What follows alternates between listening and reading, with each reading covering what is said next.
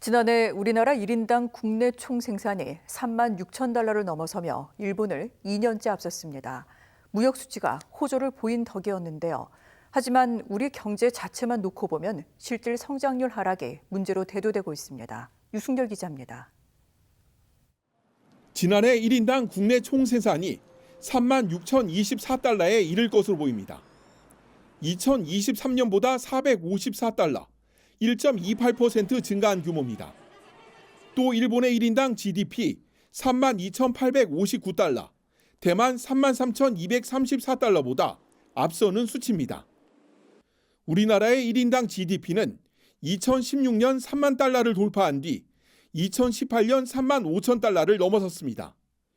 2020년 코로나19 영향으로 3만 3천 달러대까지 떨어진 뒤 2021년 수출 호조 등에 힘입어 3만 7천 달러를 돌파했고 그 다음에는 감소했습니다. 1인당 GDP는 2023년부터 2년 연속 증가한 것으로 그 뒤엔 한국 경제의 명목 규모를 보여주는 경상 GDP 증가가 있었습니다. 지난해 실질 GDP 성장률이 하향 조정됐지만 경상 GDP 증가율이 5.9%로 2021년 이후 가장 높았습니다. 반도체 가격 상승, 원유 등 원자재 가격 하락 등의 교육 조건 개선과 물가 상승, 총인구 증가세 둔화 등이 영향을 끼친 것. 그러나 경상 GDP 증가는 내수 침체가 이어지며 민간 소비 확대로는 이어지지 못했습니다. 올해 우리나라 경제 성장률이 정치적 불확실성과 트럼프 2기 신정부 정책 등의 영향으로 1% 후반에 불과할 것으로 전망되는 상황.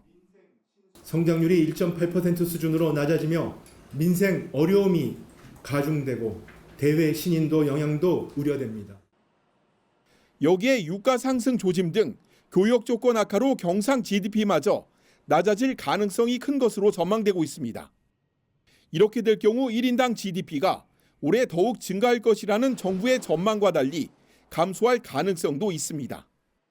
OBS 뉴스 유승열입니다.